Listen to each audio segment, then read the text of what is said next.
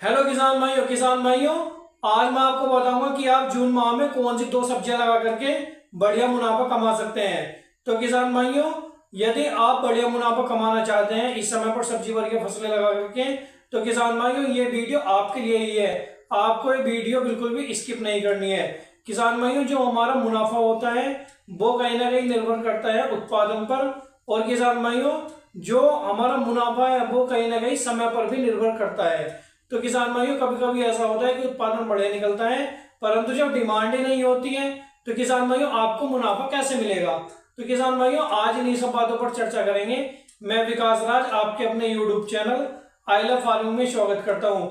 यदि आपको मेरे द्वारा दी गई जानकारियां अच्छी लगती हैं तो हमारे चैनल को सब्सक्राइब कीजिए, बेल आइकन को दबा दीजिए ताकि जब भी मैं कोई वीडियो अपलोड करूं आपको सबसे पहले नोटिफिकेशन मिले, और अन्य किसान भाइयों तक भी शेयर कर दीजिए ताकि वे भी इसका लाभ उठा सकें। तो किसान भाइयों चलिए शुरू करते हैं। किसान भाइयों, आज मैं आपको उन दो चुनिंदा सब्जी वर्गीय फसलों के बारे में बताऊंगा जिनका खर्च बहुत कम आता है परंतु आप दोस्तों उनसे मुनाफा बहुत ज्यादा कमा सकते हैं, अच्छा खासा मुनाफा कमा सकते हैं। तो दोस्तों आपको ये वीडियो बिल्कुल भी स्किप नहीं करनी है। मैं दोस्तों आपको इस बारे में आज संपूर्ण जानकारी दूंगा कौन सी वे दो सब्जी वर्गीय फसलें हैं। किसान भाइयों, सबसे पहले तो आपको अपने खेत को तैयार कर लेना है। किसान भाइयों, तैयार करने में आपको सबसे पहले तो अपने खेत की गहरी जुताई करनी है, और जुताई करने के बाद में किसान भाइयों आपको अपने खेत को 7 से 8 दिन के लिए ऐसे ही छोड़ देना है। दोस्तों ऐसे ही खेत को छोड़ देने से क्या होता है, जो उसमें पिछली फसल में जो रोग बीमारियां लगे थे या किसान भाइयों आपकी मिट्टी में दीमक है या कोई दोस्तों उसमें कोई कमी है, तो दोस्तों सनलाइट के माध्यम से वो जो आपका रोग बीमारी होती है, जो दीमक होती है, वो दोस्तों नष्ट हो जाती है। ये आपका फायदा होता है। और किसान भाइयों जितनी गहरी जुताई होती है उतने ही उसमें पानी सोखने की क्षमता बढ़ जाती है। जब पानी सोखने की क्षमता जमीन में आपकी बढ़ जाती है तो जैसे जल भराव वगैरह होता है, तो किसान भाइयों आपको उसमें ज्यादा दिक्कत नहीं आती है, क्योंकि अब बरसातें आ जाएंगी तो किसान भाइयों जल भराव की समस्या देखने को मिलेगी।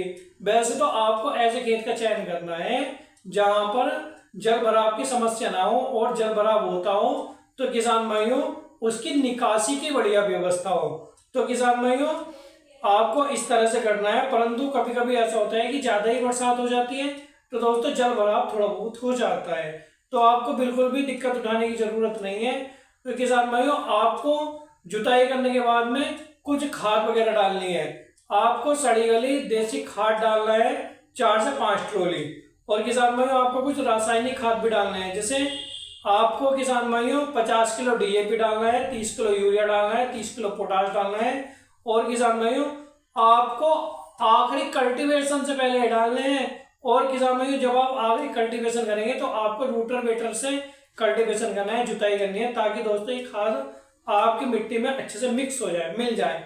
तो किसान भाइयों अब मैं लूंगा कि हमारी कौन सी बेदों चुनिंदा सब्जी वर्गीय फसलें हैं। किसान भाइयों सबसे पहले मैं लूंगा तोरी को। आप किसान भाइयों तोरी लगा करके अच्छा खासा मुनाफा कमा सकते हैं इस सीजन में, क्योंकि किसान भाइयों जो हमारी तोरी होती है वे दो तरह की होती है। एक तो होती है धारी वाली तोरी जिन्हें काली तोरी बोलते हैं, और एक होती है चिकनी तोरी जिन्हें गिल की तोरी बोलते हैं।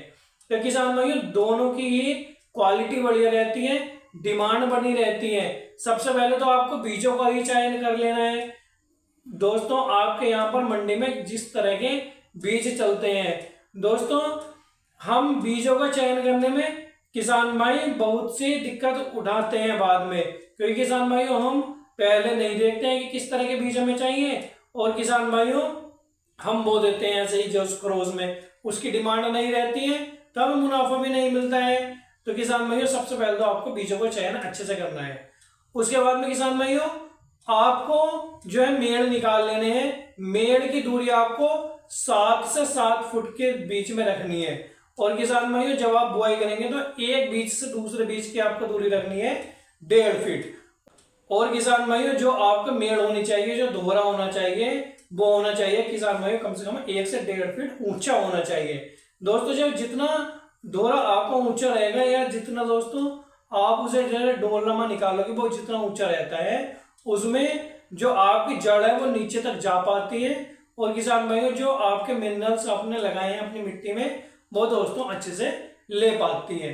और दूसरा आपका फायदा ये होता है कि उसमें जल सोखने की क्षमता बढ़ जाती है। तो जल भराव वगैरह होता है या ज्यादा बारिश होती है आने वाले समय में, तो दोस्तों आपके जो जड़ में सड़न वगैरह की समस्या देखने को नहीं मिलती है। और किसान भाइयों आपको इसमें प्लास्टिक मल्च भी लगानी है, 20 से 21 माइक्रोन की इसमें किसान भाइयों प्लास्टिक मल्च लगानी है, ज्यादा हैवी वाली मत लगाइए। और दोस्तों आप देखेंगे कि आपके खेत में खरपतवार देखने को नहीं मिलेगा, क्योंकि दोस्तों प्लास्टिक मल्च से नहीं होता है।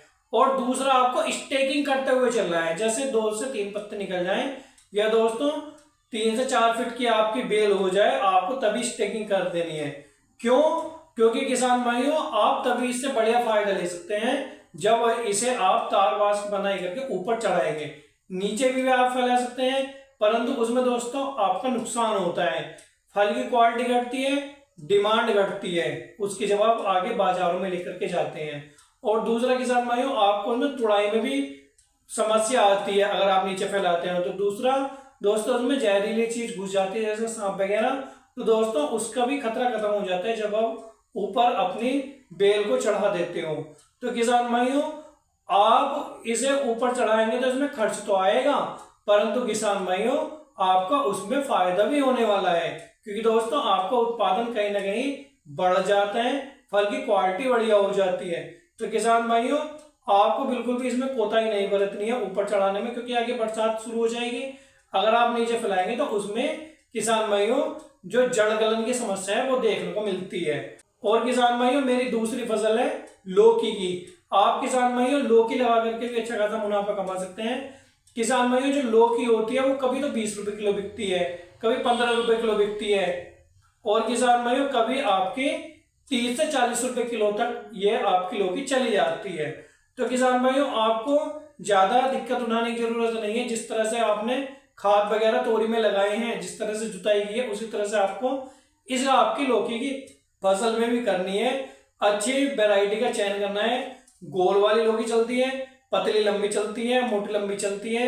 तो दोस्तों ये आपको देख लेना है सबसे पहले कि आपके यहाँ मंडी में किस तरह की लौकी की डिमांड है। और किसान भाइयों आपको जो इसमें मेड़ बनाने हैं वो 7 फीट की बजाय 8-8 फीट की दूरी पर बनाने हैं, क्योंकि दोस्तों इसकी बेल थोड़ी बड़ी रहती है। और किसान भाइयों इसे भी आपको मंडा बना करके ऊपर चढ़ाना है, सेम दोस्तों जैसे आपने तोरी में चढ़ाए थे, क्योंकि दोस्तों आपकी जो क्वालिटी है फल की वो दोस्तों तभी बढ़िया होगी जब आप स्टेकिंग करेंगे। इसमें भी दोस्तों सेम प्रोसेस ऐसा ही है जैसे कि आपने तोरी में किया था। और किसान भाइयों आप देखेंगे लौकी तोरी 2 ऐसी फसल है जिनमें खर्च तो बहुत कम आता है, केवल बेसर डूस के रूप में ही आपके खाद वगैरह लगते हैं, परंतु किसान भाइयों आप इसमें बढ़िया मुनाफा ले सकते हैं, क्योंकि इसमें बाद में कोई खर्च वगैरह या दोस्तों स्प्रे वगैरह आपको ज्यादा करने की आवश्यकता नहीं होती है। तो किसान भाइयों आप लौकी लगा करके, तोरी लगा करके आप दोस्तों बढ़िया मुनाफा कमा सकते हैं। और किसान भाइयों बस मैं आपसे विदा लेना चाहता हूं। यदि आपको अभी कोई दिक्कत है तो किसान भाइयों आप मुझे कॉल कर सकते हैं, डिस्क्रिप्शन में मेरा मोबाइल नंबर है, या दोस्तों आप मुझे कमेंट भी कर सकते हैं, मैं आपके कमेंट का रिप्लाई करता हूं। धन्यवाद।